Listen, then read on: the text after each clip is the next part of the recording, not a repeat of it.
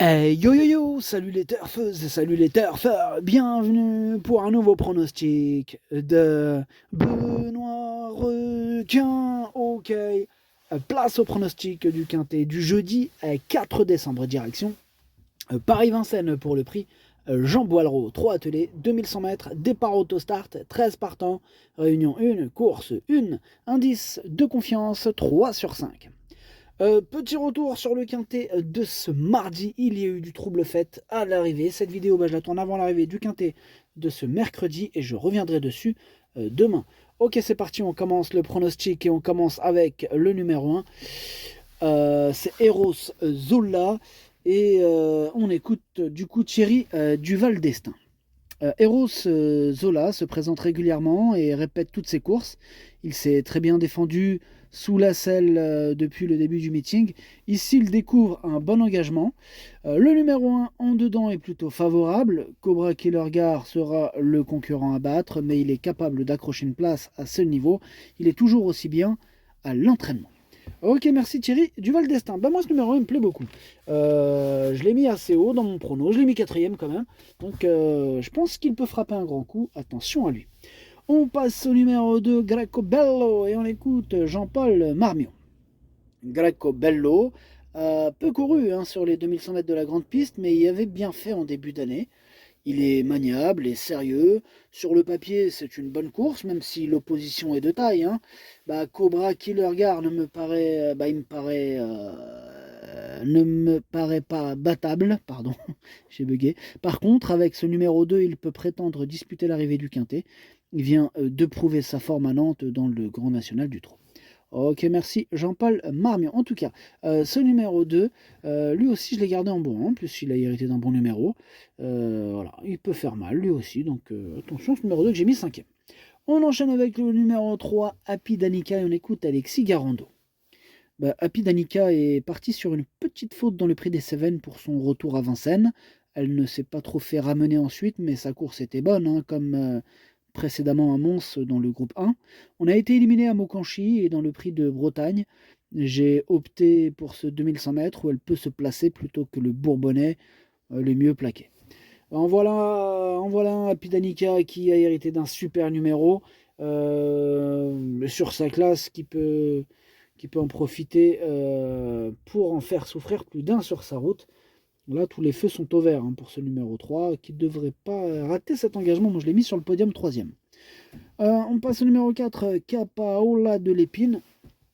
Capaola de l'Épine, elle a hérité d'un excellent numéro. Mais voilà, le numéro ne fait pas tout non plus. Je ne l'ai pas retenu. Vous voyez, la preuve que.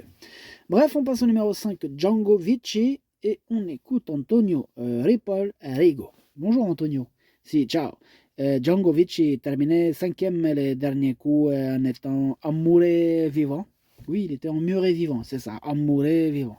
Emmuré vivant, ok, ouais. Et du coup, on n'avait pas eu trop de chance durant la course.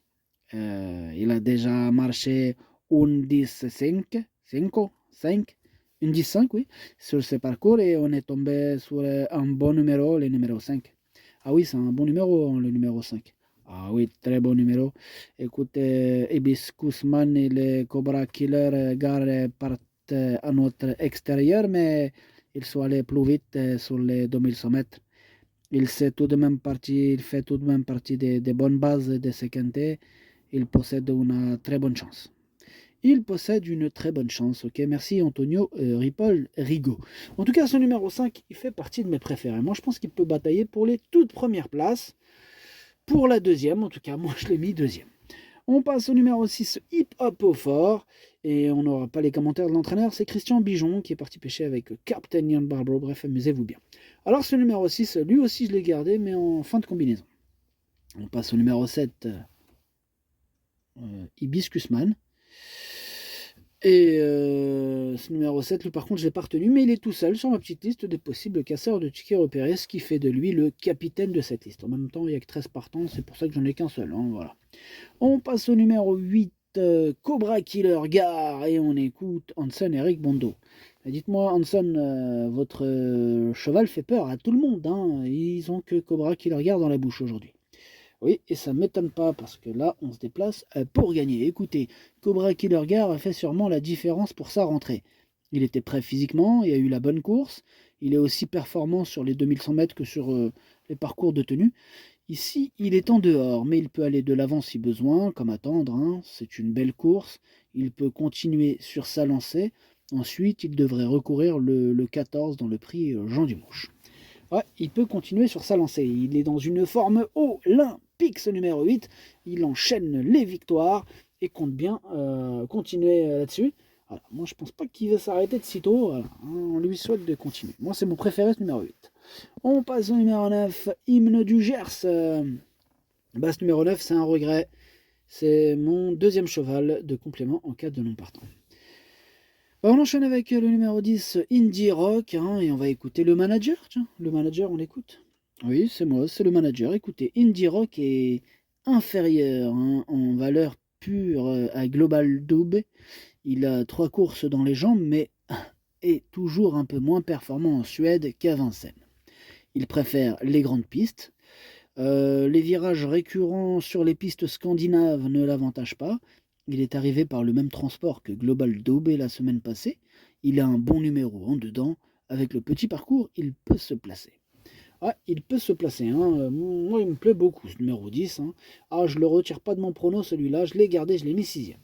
On passe au numéro 11, 9 Point Lace. Et ce numéro 11, je ne l'ai pas retenu. Donc on passe direct au numéro 12, Global Dube. Et on écoute encore le manager, hein, qui vient de nous présenter le numéro 10. Oui, c'est encore moi, le manager. Je vous présente aussi Global Dube, qui est arrivé, donc je disais tout à l'heure, mercredi dernier à Grosbois. Il a pu s'entraîner de bonne manière. Hein. Bon, il s'est déjà illustré l'hiver dernier sur les 2100 mètres. Il a été blessé au printemps, il a fallu un peu de temps. Il a désormais 6 ans et davantage d'engagement. Il va se présenter en pleine forme. Avec 2 courses dans les jambes, il est proche de son très bon niveau. Il est dur, hein, et doit bien faire. Ok, merci. Il doit bien faire, nous dit le manager. En tout cas, ce numéro 12, moi, il me plaît beaucoup.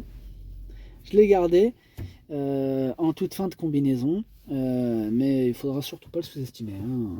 Il peut faire mal. Même si je l'ai gardé en fin de combinaison, il ne faut pas le sous-estimer. Bref, on termine avec le numéro 13, Toto Barroso. Et ce numéro 13, c'est lui mon gros regret. C'est lui mon cheval de complément en cas de portant. Attention, possible cassage en vue.